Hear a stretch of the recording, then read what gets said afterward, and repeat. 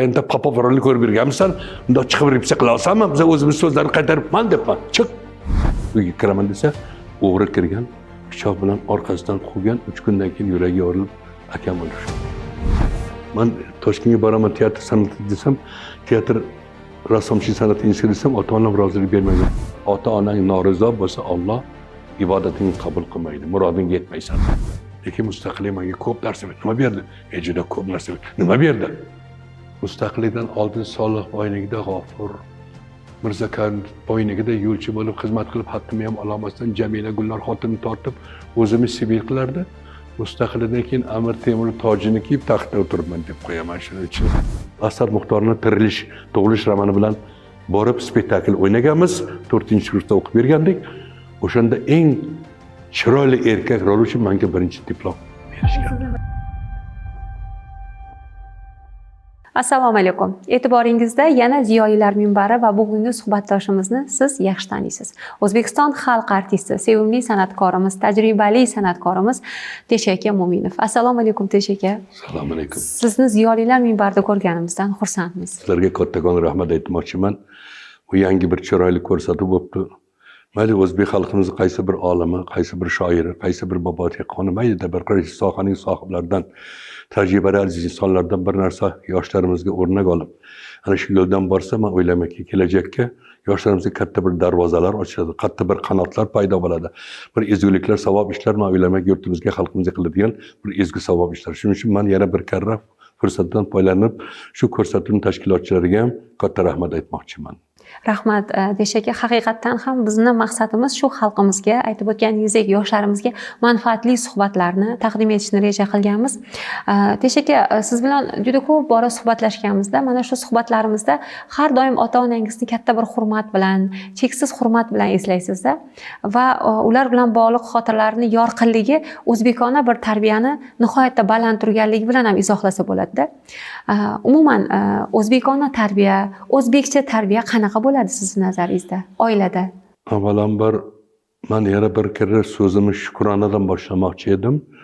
1000 yillik tarixi madaniyatga ega bo'lgan ne buyuk daholar, jahongirlar, olimi fozil fuzalolar, aziz avliyo va ambiyolar kendi qoni to'kilgan. 1000 yillardan beri ota-bobodan meros an'ana bo'lib ketgan chiroyli udumlari bor, urf-odatlari bor, to'y hashamlari bor, mehmondo'st, mehnatkash, iymonli andishali o'zbek xalqining farzandimiz. Allohga beadad shukrkim, ota-bobodan meros qolgan udumlardan bittasi ota-onani hurmat qilish, ota-onaning xizmatini qilish. O'sha muqaddas kitoblarda ham, hadis shariflarda ham menga iymon keltirishlar bir qatorda deydi yaratgan egam, ota-onaning hurmatini qil, ota-onaning duosini ol, ota-onaning dilini ranjitma. İnşallah ertayinden niyetine yarasha murodingga yetasan. Shuning uchun mana ota-onam endi Buxoro sharifda tavallud topganman. Ota-onam 7 farzand ko'rib, 6tasini ko'mgan. Bizni bobomiz o'sha Buxoroda Toqi Zargaronda Mir Arab madrasasi minori kalon yonida katta bir oqsoqol bo'lganlar, Mirmo'min oqsoqol.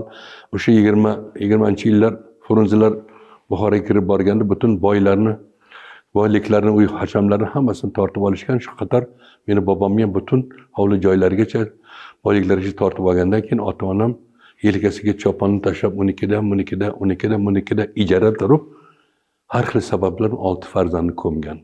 Ota-onam ishda bo'lgan bir akam 14 yoshlar maktabdan kelgan bolaxonada 12da turgan, uyga kiraman desa, o'g'ri kirgan, pichoq bilan orqasidan quvgan, 3 kundan keyin yuragi yorilib akam o'ldi. Shu sabab 6 farzandni ota-ona ko'mib 43-yili urushga ketganlar otam. O'sha Belarus bilan Polsha Grodinskiy shahrida xizmat qilganlar. 46-yil qaytib kelib, Xudodan tilab bitta farzand ber, orqamda qolsin, meni ko'madigan bo'lsin deb Allohdan tilab 49-yili men tug'ilganimda butun oqsoqollar, mahalladagilar yig'ilishib, onasini kindigini tesha bilan kesing, otini ham tesha qo'ying, temir uzoq yashaydi. Shu farzand o'lmasin, uzoq tursin deb Teshavoy deb nom qo'yishgan. O'sha yoshligimdan o'sha maktabda ham, o'sha bog'chada ham ota-onam halol bo'lgan bolam. Ko'chaga chiqganda kattalarning oldidan yugurib o'tmagin. Qo'lda og'ir narsa bo'lsa ko'targin, salom bergin, gerdayib yurmagin. Ana shu yoshligimdan sen bitta farzandsan.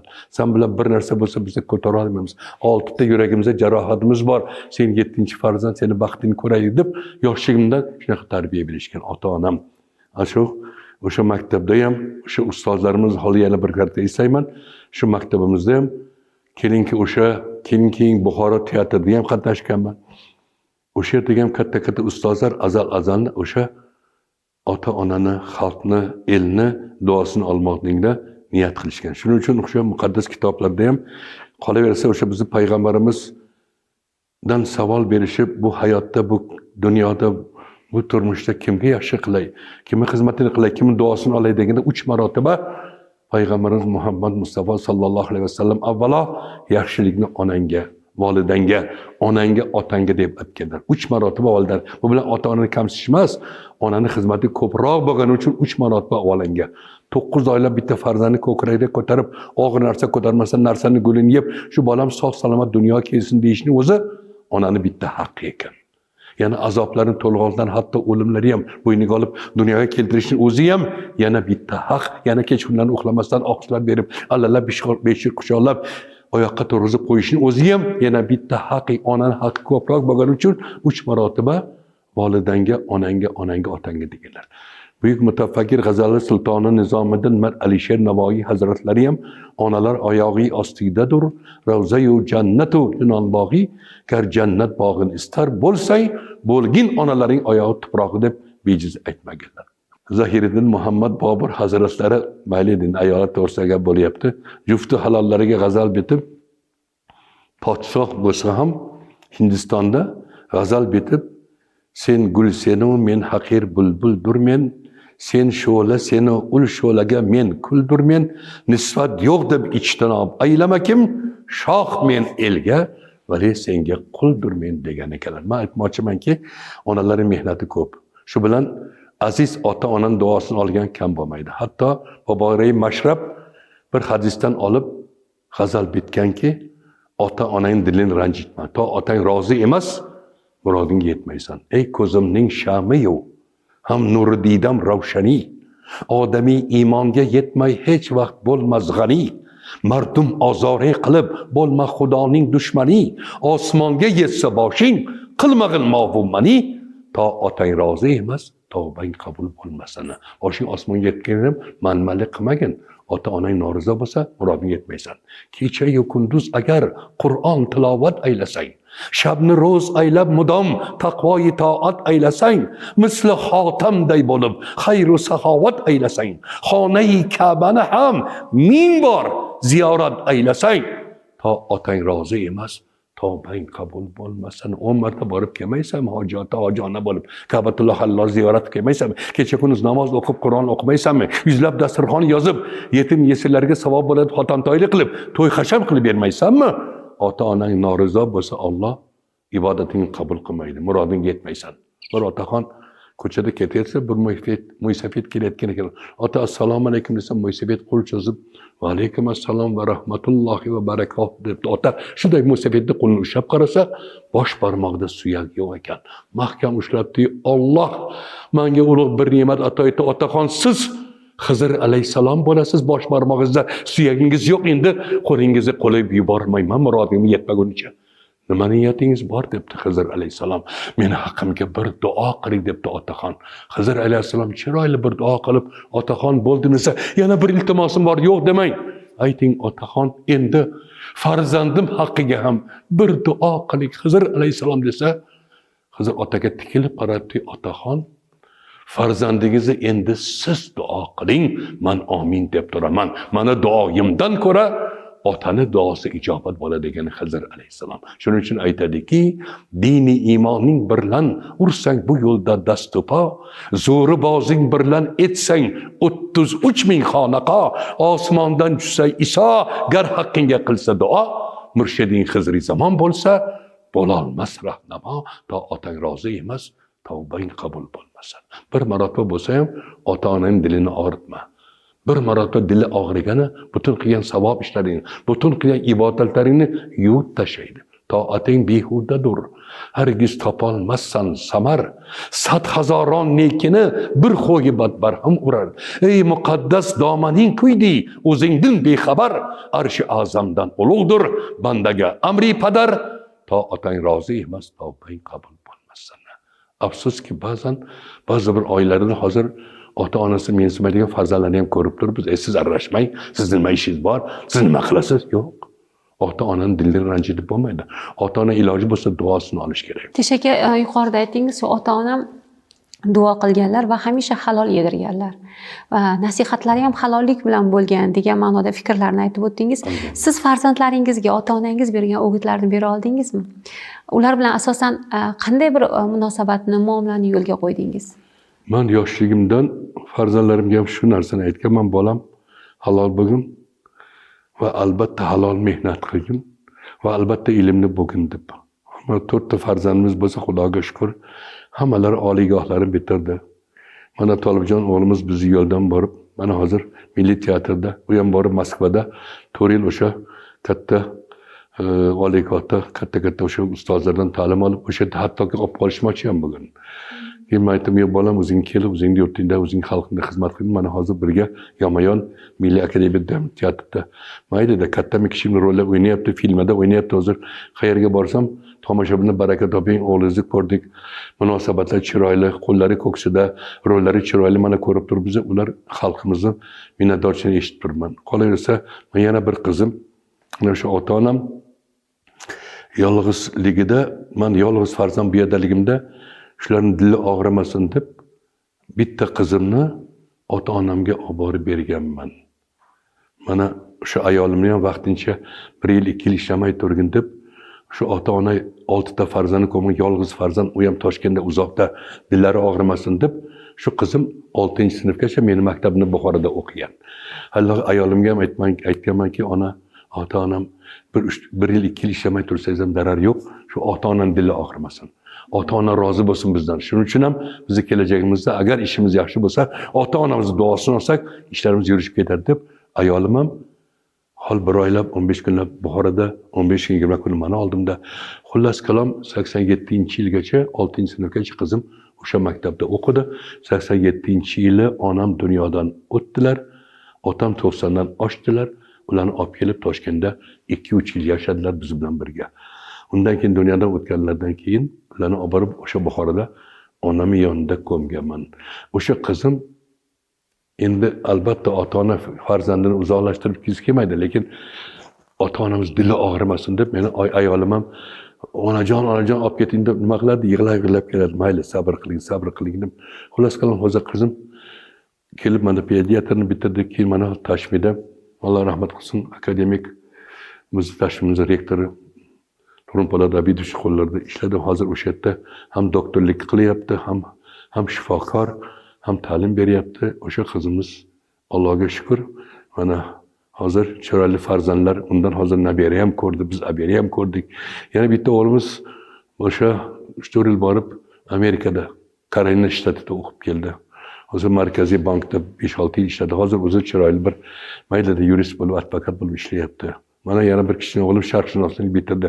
Aytmoqchimanki, bolalarimizga kichiklikdan o'sha ilm olishni o'rgatdik, kitob o'qishni o'rgatdik, halol bo'lishni o'rgatdik, katta kichikka o'sha yoshligidan ko'chadami, uydami hurmatni bildirishni. Ota-ona kelganda yoki tutganda mehmon kelganda o'sha qo'lingni ko'ksiga qo'yib, hurmatini qilib, birovning xizmatini qilib, savob ish qilsang, qaytar dunyo, ertaga o'zingga hammasi qaytadi. Shuning uchun Allohga shukr, buni maqtanmoqchi emasman. Farzandlarim hammasi uyli, joyli, hammasidan nabira ko'rdik. Hammasi Xudo xolishi o'zining sohasida chiroyli ishlar qilyapti. Shuning uchun ham ular ham Allohga shukr, qo'ldan kelguncha insonlarga yaxshilik qilaylik deb har sohalarda xizmat qilishyapti. Bundan keyin ham niyatimiz bitta, inshaalloh qiyomatgacha avlodlarimiz shu elni, yurtni duosini oladigan, halol pokiza qiladigan, otangga rahmat, onangga rahmat deb kelinki o'sha bizni nomayi amalni savob yozdiradigan farzandlardan bo'lsin deb niyat qilamiz. Endi umr birpasda o'tib ketadi, lekin oila bu muqaddas. Oilaning sha'nini mahkam ushlash, ayniqsa bizdan keyin farzandlarni ham halol pokiza qilib tarbiyalash kerak. Bir chiroyli hunar berish kerak. Mana hozir muhtaram prezidentimizni tashabbuslar bilan prezidentlar maktabimi, Temuriylar maktabimi, sport komplekslarimi, mayli ijod maktablarimi, bularning hammasi nima? Mana hozir o'zbek farzandlarimiz ilm olimpiada maydonlarida, sport maydonlarida g'olib bo'lib, mana bugun O'zbekiston jahon chempionatlariga qatnashuvi. Bizning farzandlarimiz mana shunday katta kelinki muvaffaqiyatlar bilan qaytishi men o'ylaymanki bu mustaqilligimiz va qilayotgan savob ishlarimizdan dalolatdir. Va bundan keyin ham Xudo xolasa biz o'ylaymizki, niyat bitta. Bundan ham hozir mana muhtaram prezidentimiz rahbariyatga katta ishlar qilindi.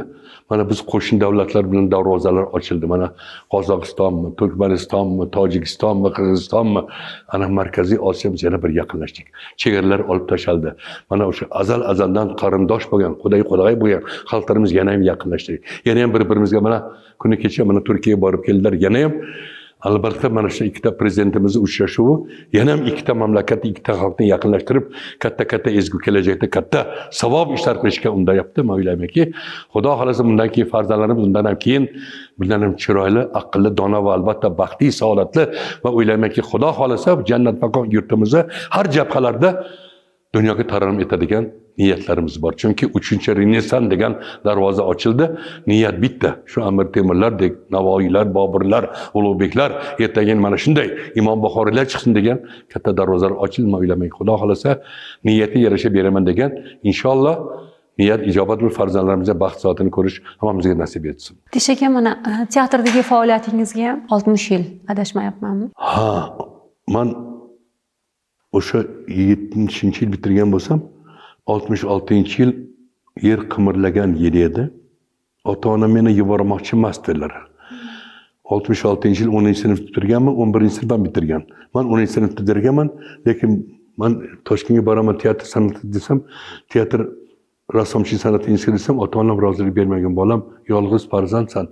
Oldimizda bo'lgan nima bo'lsa, shu yerda bo'lsin. Shu yerda o'qing desa, bu Buxoro teatrining rahbarlar, Penali to'garagiga, dram to'garagiga qatnashib, ularning rahbarlari, qolaversa teatrdagi bizni maktabdagi o'qituvchilar kelib, otaxon, shu o'g'lingizga ruxsat bering. 4 yilga borib o'qib kelsin. Nima xizmat bo'lsa biz qilamiz. Nima shuni duo qiling. Ertaga Xudo xolasa san'atimizni ko'taradigan, bir chiroyli san'atkor bo'lib, xalqimiz duosini oladigan o'g'il bo'ladi. Iltimos deb ota-onam duosini olib, o'sha 66-yil men kelganman. Katta kelinki mali imtihonlardan o'tib, mana shu 70-yil, 69-yil Leningrad shahrida Leninning 100-yiliga atab katta bir butun ittifoqdagi teatr buzlari borib katta festival bo'lgan. Leninning 100-yiliga atab o'sha festivalda bizda Asad Muxtorning Tirilish, tug'ilish romani bilan borib spektakl o'ynaganmiz. 4-kursda o'qib bergandik. O'shanda eng chiroyli erkak rol uchun menga birinchi diplom. U sizning birinchi mukofotingiz. Birinchi mukofotim, studentligimda hali olgan mukofotim. O'shanda meni ham shu yerda qolsin, shu yerda davom etsin, yo Moskvada, yo Leningradda deb hattoki o'sha bir rektorimiz bilan sinf kurs rahbarimiz chaqirib, endi o'sha Belay nochida oq tunlar edi. O'sha katta karabillar chaqirishib, sizni bitta qolsin deyaptilar, bitta davom ettirasiz yo ota-onam zo'rg'a Toshkentga bergan deb xullas-qalom qaytib kelganman. Aytmoqchimanki, o'sha maktabda o'qib yurgan chog'larimda o'sha san'at bilan qiziqqanman. 2-3-sinfdan boshlab o'sha 5-6-sinflarga borganda hamma bilardiki, bu teatr, bu maktabdan yana bir san'atkor chiqadi. Mendan oldin Baxtiyor Ixtiyorov bitirgan, shoirlar chiqqan. Xullas qalom o'sha yo matematikani yo ximiyadan yo 3 yo 2 olsam, o'qituvchilar ko'zimga qarab, "Tashavvur bilamiz, artist bo'lasiz, lekin matematika ham kerak bo'ladi, ximiya ham kerak bo'ladi. Mana bahoyizni 3 yil 4 qo'ydik, 2 bo'lsa 4 qiling, sal buni ham o'qing xo'p" deb hazillashib ham qo'yishardi. Xullas qalom ota-onam mana duolari bilan o'sha kelib shu bitirganmiz. O'sha 67-yilda biz hali o'qib yurgan chog'larimiz shu milliy teatrga bizni kursimiz kelib, ommaviy sahnalarga qatnashib yurardi. O'sha katta o'sha sekin o'sha hali institutda o'qib yurgan chog'larimdayoq kichkina rollar o'ynab boshlaganman. O'sha 6-iyul degan spektakl o'ynayotganda Popov rolini Turun Azizov, Dzerzhinskiyni Nabir Rahimov, Yoqub aka, Sverdlovni, Leninni Zikr akam o'ynashadi. Shu spektakl o'ynayotgan bir kun repetitgan paytda Turun akam kelmay qoldilar. Popov rolini o'ynadigan. Shunda rejissyorimiz endi bitta odam bo'lmasa spektakl boshdan oxirigacha qaytarib bo'lmaydi. Shunda studentlarga qarab, bizga qarab, Nabakam, "Oy bolalar, studentlar, bitta ham talabalar, bitta Popov rolini ko'rib yurganmisan, unda chiqib repetitsiya qila olsanmi? Biz o'zimiz so'zlarni qaytaribman" debman. Chiq. Shunda men chiqib suflor aytib turdi. Haligi repetitsiyani xullas qalom boshdan oxirigacha o'tkazdik. Ertasiga Turun ham kelib spektakl chiqdi. Endi har kun odam to'la, bir kun spektakl o'ynash kerak. Turun akam yo'qlar. Nima qilamiz? Odam tomoshabin to'la, zal endi spektaklni qoldiramiz. Bo'lmasa bosh rejissyordan bir so'raydi deb Toshxo'ja Xo'jayevning uyiga borishgan. Nima qilaylik? Odam tomoshabin to'la zal, bofudol o'ynaydigan. To'g'ri akam yo'q. Shunda to'la akam studentlar orasida Teshovoy degan bir yigit bir kun bo'lsa ham shuni repetitsiya qilib, shu o'ynasin. Yugurib kelishdi, o'ynar ekan. Qanaqa o'ynasan? Kiyimni kiy. Suplar aytib turadi. Bo'ldi deb xullas qalam o'sha kuni o'sha spektaklni o'ynadim. Ertasiga o'sha spektaklda dublyor qilib Popov roliga meni qo'shib, hattoki 60 so'm, 70 so'm oylik ham qo'yishgan. Men aytmoqchimanki, uni maqtashim o'sha oliygohda o'qib bergan chog'larimdayoq o'sha Milliy teatrda, Hamza teatrida rollar o'ynay boshlaganman. Qolaversa, institut bitirganimdan keyin men Buxoroga ketaman desam, qayerga ketasan? Bu Milliy teatr, O'rta Osiyoda yagona teatr, Otaxon teatr. Ota-onam yolg'iz bo'lmasa otangni olib kelgin deyishgan. Xullas qalam 70 dan oshgan Otaxon kelib, teatrning direktorining xonasida rahbarlar, katta-katta xalq artistlarimiz Otaxon shu o'g'li shu yerda qolsa yaxshi bo'lardi. Ertaga xudo xolasa men yolg'izman. Ikkita amir ko'rganman. Buxoroning har tor ko'chasi, har past ko'chasi men uchun qadrdon. Yolg'iz onasini tashlab keta olmayman. Xullas qalam onasiga ham, bunaqasiga ham otam ko'nmadilar. Ha, mayli Otaxon Buxoroda bo'lib ishlasa ham bo'ladi deb ruxsat berishdi. Shu bilan hovliga chiqdik. Hovliga chiqib yana 3-4 san'atkorlar kelishyapti. Turg'un Aziz, Ikromov Boltayeva. Nima bo'ldi? Teshovoyning otasi olib ketyapti. Shuni Turg'un akam Kirompala kelib Otaxon olib ketyapsiz, olib ketyapmiz. Otaxon o'zbekda bir gap bor. Otangga rahmat, onangga rahmat degan gap bor. Ertaga o'g'lingizni ekranlarda, sahnalarda xalqning oldida ko'rib, otangga rahmat, onangga rahmat deb xalq duo qilsa, bu savoblar sizlarga ham tegadi-ku. Shu yerda bir pas ishlasin, o'ynasin. Otam bir pas o'ylanib qoldi-da, mayli. Mayli 1 yil, 2 yil ko'raylikchi, sabr qilib turamiz, qana nima bo'lar. Ana shu bilan taqdir shu teatrda mana qolishga nasib etdi. Allohga shukr. Mana 67-68 yillar bo'lsa, mana salkam 60 yil, 70 yil bitirgan bo'lsa, o'sha teatrdan o'sha mana kichkina o'sha oddiy kelinki Qutlug'xondagi yo'lchi boylar xizmatchigi G'ofirdan boshlab Allohga shukrki, mustaqil musharrafat tufayli Amir Temurdek buyuk simolarni yaratishni ham Alloh nasib etdi. Buni maqtash aytib ketganim yo'q. Men o'ylaymanki, bu san'atkor uchun katta bir baxt. O'sha qahramonlarni o'ynash har bir san'atkorning orzu niyati. Shuning uchun bugun yana bir karra shukrona aytaman. Bugun biz xalq artisti bo'ldikmi? Davlat mukofoti sazovor bo'ldikmi? Qolaversa yuzlab, minglab muxlis orttirdikmi? Hammasiga asosiy sabab ota-onaning duosi bilan ustozlarimiz o'giti va mehnat. Albatta mehnati. Hali oyligohda o'qib bergan chog'larimda ustoz san'atkor Shukurburxon bir kun chaqirib qoldilar. "O Buxorolik yigit, bu yoqqa kelingchi." "Labay usta, nima qilib yuribsiz bu sahnada?" "Artist bo'lmoqchiman, san'atkor bo'lmoqchiman, menga qarab olim. Obro ortilaman, elga tanilaman, mashhur bo'laman, boy badavlat bo'lib kelaman deb kelgan bo'lsang, adashasan. Bu yerda o'g'rilik, muttahamlik ketmaydi" dedi. Men hayron bo'ldimda, ustoz bu yerda sahnada nimani o'qlaydi desam, yolg'onda so'zni yodlab chiqib gapirib ketish bu o'g'rilik, muttahamlik, chiqishing voqea bo'lsin. Yig'lasang, tomoshabin ho'ngrab yig'lasin. Kulsang, xoxolab kulsin. Jim tursang, qotib tursin. Sehrlay bilsang, chiqqin, o'ynamagin, yashagin. Sen bilan boryapti. Qarang, ana shundan keyin qator spektakllar birga o'ynadik. Hatto Shukur akam tez uylariga ham chaqirib turadilar. Bir kun maylida endi bir farzandlari 36 yoshlar farzandlari qazo qildi. Olib borib ko'mdik, oz o'tmasdan insult kasal bo'ldi, uyda yotdilar. Har zaman ayollari telefon qiladi. "Shovoy, ustozni so'rayaptilar, chaqiryapti." Borib yonlarida soatlab o'tirdi. Kunlari birida, "Ey, kelding bolam, o'tir." Da gaplashib o'tiramiz. "Kecha necha marta chiqdin?" dedi. "Nimani aytayaptilar, bilmayman." "Necha marta meni chaqirishdi?" Ayollarga qarasam, "Bilmayman" degan. "Teshovoy, sendan so'rayapman, necha marta chiqdim?" "Nimaligini bilmayman." 5 marta dedi. "Sanamabsan ha. 7 marta chiqdim, xalq qarsak chalib turdi. 1 marta salom berdim, 2 marta, 5 marta, 7 marta. 3 oydan beri insult bo'lib yotibdilar. Fikri xayol teatr bilan.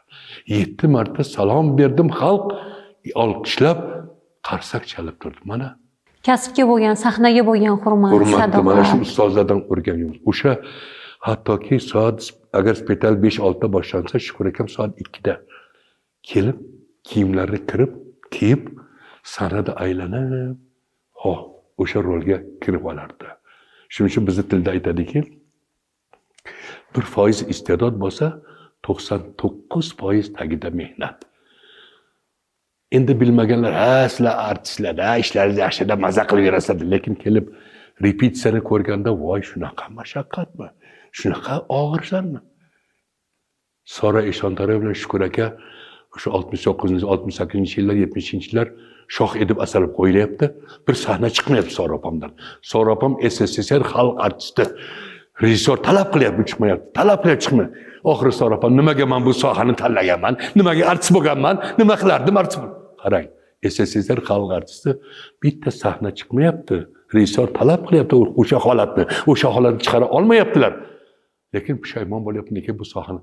Ana shundan keyin Shukur akam o'sha odobni ham, rol ustida ishlashni ham, o'sha qanaqa rol yaratishni ham o'rgatgan ustozlardan bittasi. Qolaversa, o'sha Mannon Uyg'ur yetim bobojonlar yaratgan, o'sha Abror Hidoyatlar yaratgan teatr maktabi faqat O'zbekistonda emas, butun olamga mashhur bo'lgan. Biz o'sha 77-yili gastrol qilganimizda gastrol teatrida o'ynadik, spektaklimiz tugadi. Oxiri ularni chiqib bir muhokama qilishdi. Katta olimlari, hatto akademik Ruditskiy degani chiqib, "Это великая школа театральная, buyuk maktab bu." Что стоит один Shukur Burxonov? Men yonlarida o'tirman Shukur. Nima? Shukur что стоит? Sochini uchidan oyog'ini tirnog'icha on aktyor, on великий, on безразмерный desa, Shukur akam yonida o'tirib deyshavoy.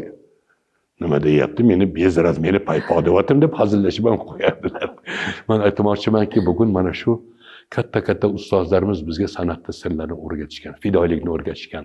Shuning uchun bizga aytishadiki, rolni katta-kichik bo'lmaydi. Artistni katta-kichik bo'ladi. Kichkina rolni ham mahorat bilan yaratib, xalqni olishga sazovor malaka top deb qarsak olishi mumkin. Katta qahramonni ham beburt qilib bo'lmabdi. Onasi o'lib yotdi, ko'zi kulib yotdi. Shu ham rol bo'lib, shu ham o'ynash bo'lib. Shuning uchun ham bizni ishimizda o'sha 1% iste'dod 99% yo'q odamni olib chiqib, uni kiyimidan, atrofda bo'lgan odamlarga munosabati bilan nima uchun u salbiy, nima uchun ijobiy, nima uchun tarixiymi u, zamonaviy qanaqa asar bo'lishidan qat'iy nazar, u obrazni o'sha biografiyasi yaratib, odamlarga ma'qul qildira bilish oddiy bir soha emas. Bu juda mashaqqat, bu juda qidiruv, bu juda katta mehnat talab qiladi. Shuning uchun men farzandlarimizga ham, shogirdlarimizga ham aytamizki, bu maktabda davom ettirish uchun sabr, matonat va katta qidiruv va mehnat kerak. Yoshlarni ijodidan, yoshlarni teatrga, san'atga, ekranga bo'lgan munosabatidan ko'nglingiz to'ladimi? Endi hammasidan albatta, hammasi emas, ba'zi birlari bor endi shunchaki obro o'rtada shunchaki ishlaydi deb kelganlar ham bo'ladi. Ba'zan shunaqalar ham uchrab qolsan, roling ustida ishlasangchi, uyingda tayyorlab kelsangchi, nimaga rol tashlab ketding, nimaga kecha rolni o'qib uyingda tayyorlab kelmaysanmi? Ba'zi bunaqalarimiz.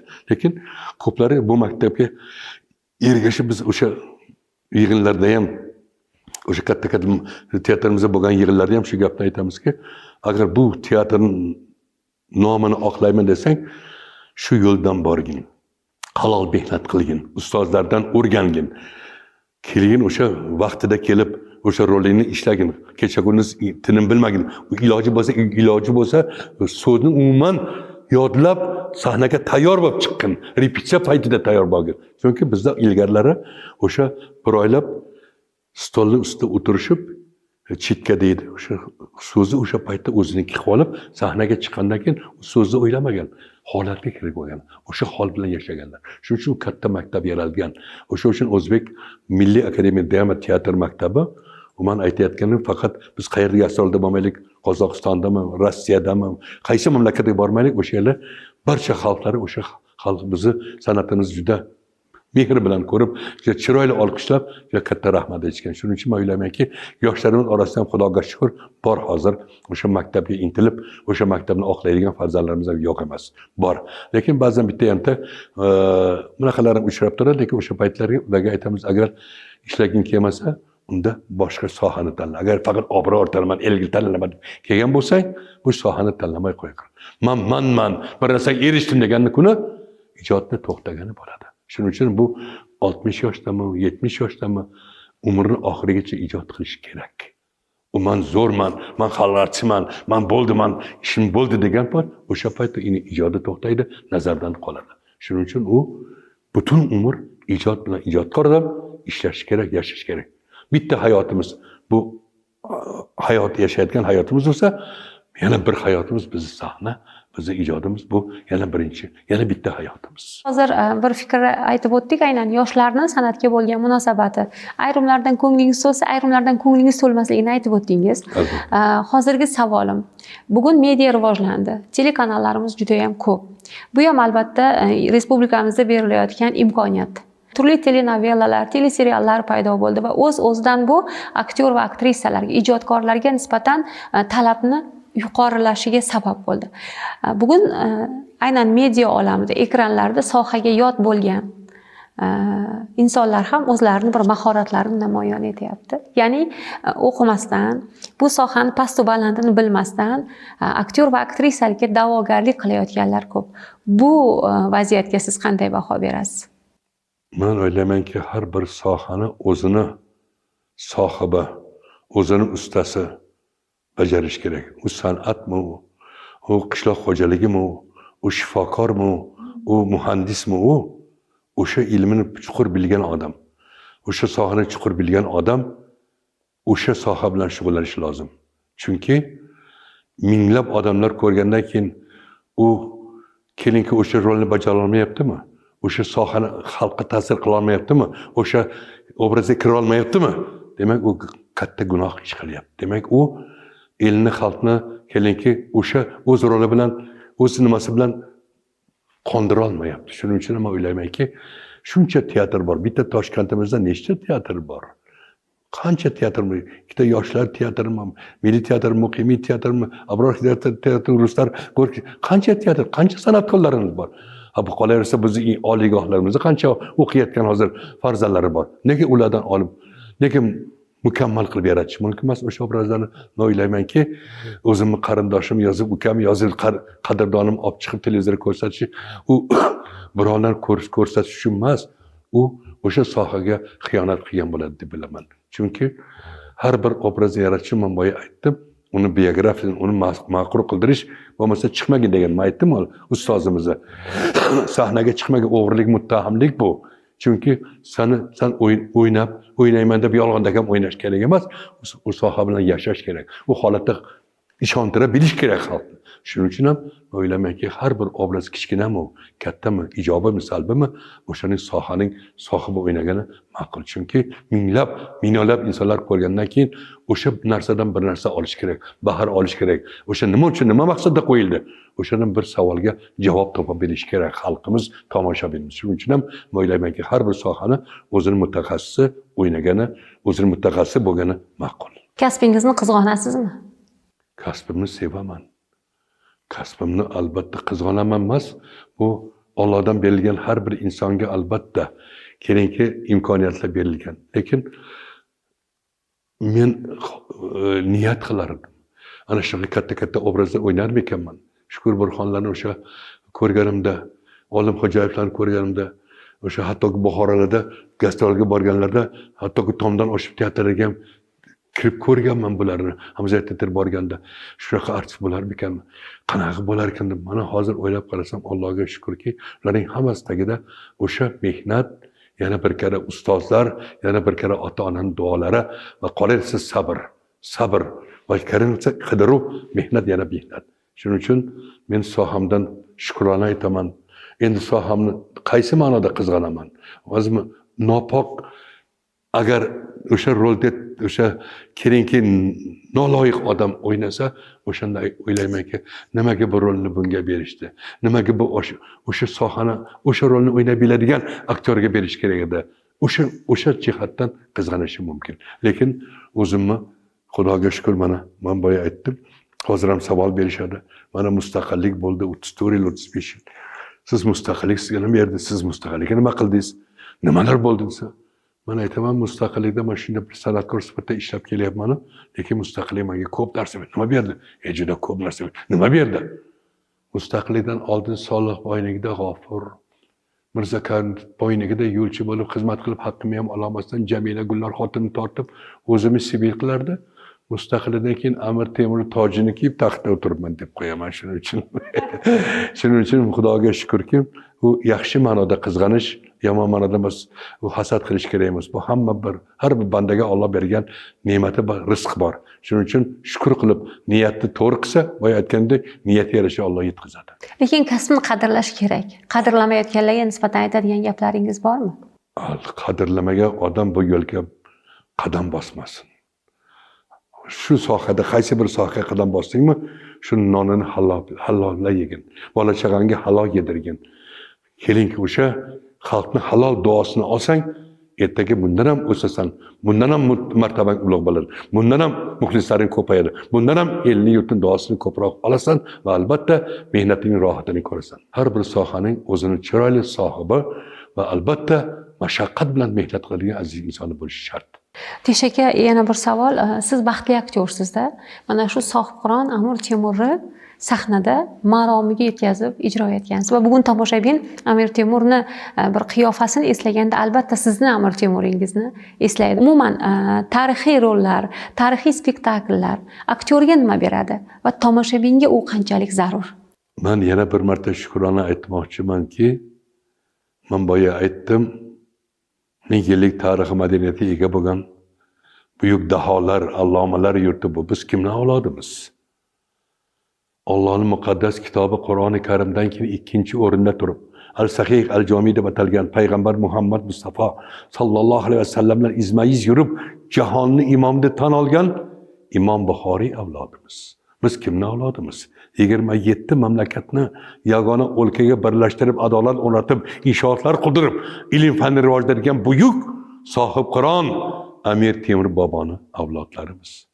Temurxon naslidan Sulton Ulug'bek ki olam ko'rmadi sulton aningdek deb Hazrat Navoiy ta'riflab 1018 yulduzni jamoalar ochib bergan buyuk astronom olim Mirzo Ulug'bek bobo, bizning bobomiz Sohibqiron Amir Temurni nabiralar, suyuk nabiralar. 300 yildan ortiq Hindistondek buyuk davlatni gullatib, Toj Mahallar qurdirgan Zahiriddin Muhammad Boburiylar avlodimiz. İnsanın halollikka, poklikka undab, baxt yo'li mana shu. Qo'ling mehnatda, ezgulikda, savobda bo'lib, Alloh qalbingda bo'lsin, pok bilan nopokni, savob bilan gunohni, halol bilan haromni bil deya, dilbayor dastpakor degan tariqatni tarqatgan Bahovuddin Naqshband bobomiz. Avliyo desang avliyolar, avliyodir. Mutafakkir desang mutafakkirlar, shoirlar desang shoirlar sultoni Hazrat Navoiy bizni bobo. 1000 yillardan beri tibbiyotimiz dahosida tan olgan Shayxul Rais Abu Ali ibn Sino soatlab gapirish mumkin. Shoirning bir bayti bor. Bobolaring kim desa, momolaring kim desa, ko'hna olam jim kelsa, Alloh bergan O'zbekka tumari suv shiroqni, Bobur chekkan firoqni, mozidan nur chiroqni Alloh bergan O'zbekka, Ulug'bekning ko'zini, Navoiyning so'zini, Shoh Temurning o'zini Alloh bergan O'zbekka, Jaloliddin mardini, Yassaviy pok gardini, Mashrab nola dardini Alloh bergan O'zbekka. Piri sinosini, Farobiy dahosini, xos hojib zakosini Alloh bergan O'zbekka. Al-Xorazmiy ziyosin, Al-Biruniy dunyosin, Shayx Najmiddin kubrosin Alloh bergan O'zbekka. Buxoriy kitobdorni, Naqshband dilbayorni, Valixo'ja ahrorni Alloh bergan O'zbekka. Samarqandiy hikmatin, Marg'iloniy ibratin, Zamaxshariy fikratini Alloh bergan O'zbekka. Furqatning furqatini, muqimlik uzlatini, odamlik xizmatini Alloh bergan O'zbekka. Nodirai davronni, Fitrat Usmon Cho'lponni, Qodiriydek armonni Alloh bergan O'zbekka. Oybek Tilesuyukni, Qahhordili kuyukni, yana qancha buyukni aytaveraymi? Ertalabki ro'yxat tugamaydi. Bizda mana shunday buyuklar avlodimiz, Allohga shukrki, ana shunday sahnada bularni siymonini yaratish, men o'ylaymanki bu katta baxt. Chunki katta butun insoniyatda savob ishlar qilgan buyuk zotlar. Maylida endi bir Amir Temur to'g'risida gapiraman desa soatlar gapirish mumkin. Bu kishining sarkardalig'i bir dunyo. Bu kishining olimligi bir tomon. Ayollarga bo'lgan munosabat bir dunyo. Xalqiga bo'lgan munosabat bir dunyo. Keyin bunyodkorligi bir dunyo. ki agar butun dunyo ahlini, ilm ahlini yig'ib poydevor yaratmaganda balki Kamoliddin Behzodlar, Boburlar, balkim Ulug'beklar yaralmagan bo'lardi. Amir Temur bobomiz mana shunday katta ilmga bo'lgan munosabatlar, shunday gaplari bor. Har bir mamlakatning obro'si shaksiz tayin bo'lg'ay ilm bilan, ma'rifat bilan, oliy imoratlar bunyod etmoqlik, bog'roqlar barpo etmoq ezgu muroddir. Samarqandim dunyodagi yagona shahrim. Kimki shubha qilsa shafqatimizga, biz qurdirgan saroylarni kelib ko'rsinlar. Inson umri yilday o'tar, ammo ishlari aytgan so'zi ajab ermas. Abadiy qolsin degan ekanlar. Mana 600-700 yil buyuk bobolarimiz Amir Temurlar qilgan izi savob ishlar avlodlardan avlodlarga mehr va faxr bilan kuylanib kelyapti. Tomoshabinga nima beradi tarixiy spektakl? Ana shu bobomizni bosib o'tgan izlari, halolligi, pokligi, kechirimliligi katta o'rnak bo'la oladi. Xalqiga bo'lgan munosabati, bog'roqlar yaratib, kelinki mana shu gaplari bor. Inson umri yilda o'tar, mana ammo ishlari umrbod qoladi. Mana savob ishlar qolyapti-da. Bu keling mana u kishini mana hozir muhtaram prezidentimiz ayollarimizga katta darvozalar ochib berdilar. Ha? Qayoqqa borsangiz bunyodkor ayollar, hattoki uyda ham turib qana bir savob ishlar qilib, bir qanaqa mayli-da endi farzandiga, uylariga chiroyli bir hunarmandchilik ishlarini qilib, tadbirkorlik ishlarini qilib, yo bo'lmasa qaysi bir viloyatga, qaysi bir shaharga, qaysi bir tumanga bormi, albatta hokim bitta o'rinbosari ayollarni, xotin-qizlar qo'mitasi. O'sha paytda Amir Temur Bibi xonimga aytgan ekanlarki, nafaqat xasmimsiz Bibi xonim, balki vaziri azam siz saltanatimda. Ne balolardan qutqargansiz bot, eng og'ir damlarda, soniyalarda siz buyuk aqlning mash'ali yoqib, shahzodalar, nabiralar barchasi ulg'aymoqda, ulg'aymishdir mehringiz bilan. Saltanatni oltin uzuk desam men agar, uning oliy bezagi siz, yoqut ko'zi siz, eslaysizmi? Ne deb yozmish eronlik hofiz? Agar ko'nglimni shod etsa o'shal Sherozi janoni, qaro holiga baxsh etkum Samarqand Buxoroni. Hofiz bilmas, bu ikki shahar allaqachon hadiya bo'lgan Bibixona qaro holiga deya Amir Temur tashakkur tasallar aytgan ekanlar. Mayli-da endi. O'sha ayollarga hurmat, ehtirom, ayollarga sadoqat, ularga ishonch, ularga berilgan imkoniyat bizni xalqimizga xos xususiyat va bugun u davom etyapti. Davom etyapti, albatta shunday. Mana Amir Temur bobomiz mana she'riyatga, ilmga bo'lgan bir sahna bor. Bir guruh odamlar keladi saroyga. Amir Temur bormi? Nima bo'ldi? Chaqiring. Shunda nima gap desa, tashakkur aytgan, rahmat aytgan. Nima bo'ldi? Biz karvonimiz ketayotgan bir qora yuz degan talonchi bizni tarab, butun mol dunyolarimiz, tuyalarimiz hammasini olib turdi.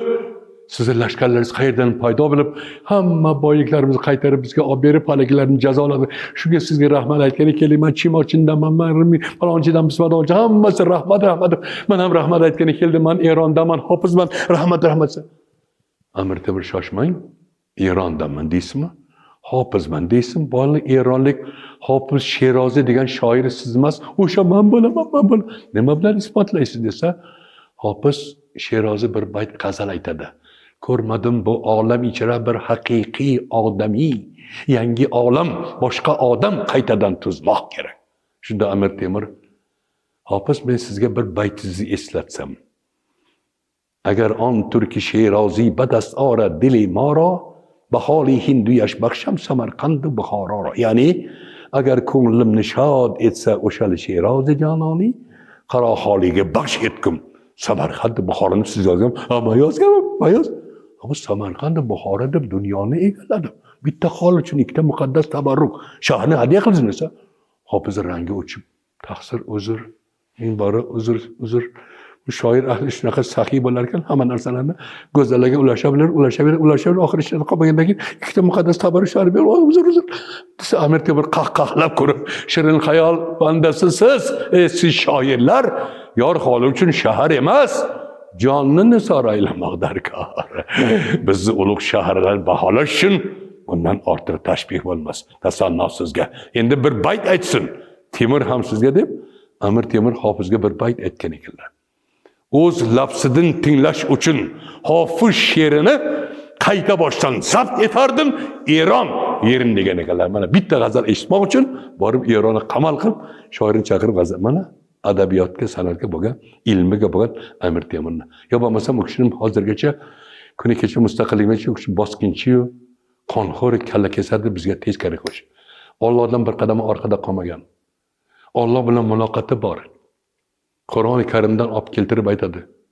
Hali tug'ilmasdan oldin otalar tush ko'rib, mahalladagi masjidga chiqib imomdan so'radilar. Men bugun bir g'alati tush ko'rdim. Nima tush ko'rdingiz? Bir Xizr sifat inson yonimga kelib qo'limga bir qilich berdi. Undoq ko'tarsam butun olam yaraqlab ketdi desa, haligi imom xotiningiz homiladormidi? Yo'q. Bo'lmasa ehtiyot bo'ling.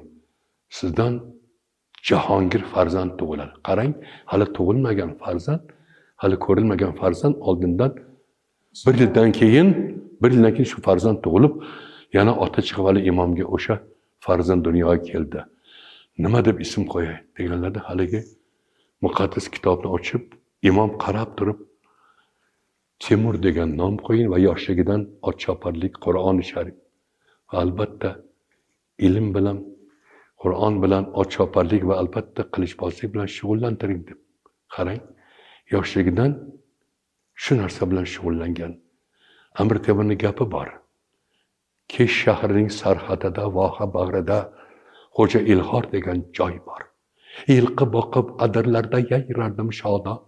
Bahor chog'i sel toshqini, turfa chechaklar, xo'p g'aroyib tuyg'ulari tuhfa etadi. Yulduzlarga boqib goho baytlar bitardim. Shoir ahli g'azallarini qog'ozga yozsa, men she'rini o'chmas qilib shamshirga uydim. Ulpitikning mazmuni shul, kuch adolatda. Yoshligidan adolatni himoya qilgan. Ana shu boshqinchilar endi tarix zarroni varaqasangiz, kimlar bu yurtga intilmadi? Yunonlar ham, arablar ham, mo'g'ullar ham, o'rislar ham. Amir Temur o'sha yurtni qutqarmoq uchun aytilgan gapi bor edi. 150 yil zulm ko'rdi bu Turon yurti. 150 yil qon ichida qoldi bu zamin. Ne sinoat o'tgan bo'lsa ko'hna dunyoda, yolg'iz Alloh o'zi bilur, ungadir ayon. Qoq ikkiga bo'lingandi bu ko'hna dunyo. Eron bo'lsa bir tomonda, Turon bir tomon. Bir zamonlar hokim bo'lgan dunyoga bu yurt titratardi bu dunyoni Turon degan nom. Bahodirlar, qahramonlar bor edi bunda. Turon edi bu zaminning toji va taxti. 150 yil ne balolar yog'ilmadi bu yurt boshiga. Ne kunlarni ko'rmayotir bugun bu yurtim. G'aznaviylar yurtidir bu. Shiroq yurti bu. Tumaristlar yurti bu. Ma'mun yurti bu. Yovuz doro lashkarilar yakka olishgan, Kayxisrovga qon ichirgan mardlar yurti bu. Nechun bu yurt zulm-zo'rlik ostida qolsin? Nechun ulus yurtin suvin harom deb bilsin?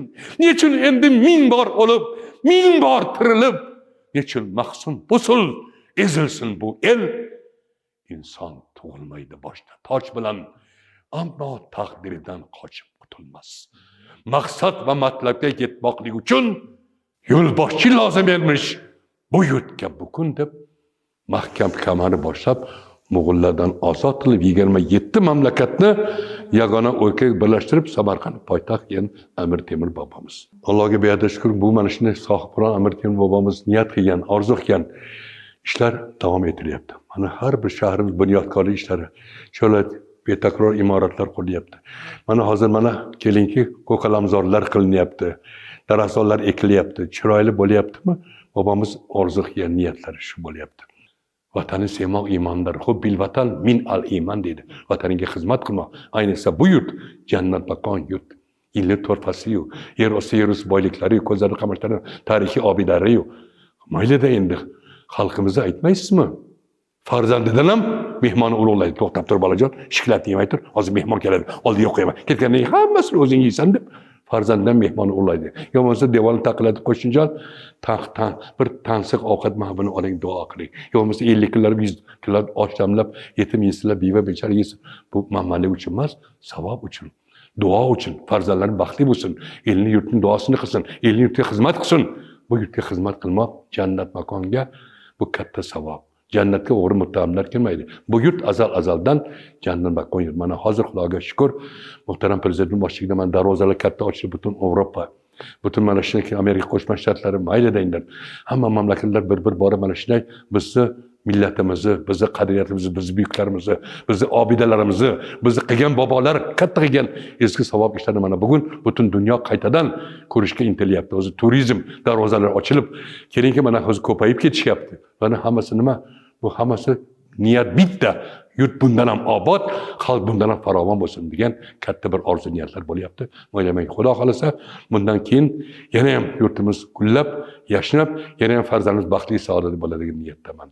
Rahmat Teshaka. Albatta mana shu yurtimizni o'sha katta sahnalarda sizdan yana o'sha Sohibqironga o'xshagan, yana bir-birini takrorlamaydigan zalvorli rollarni, obrazlarni kutib qolamiz.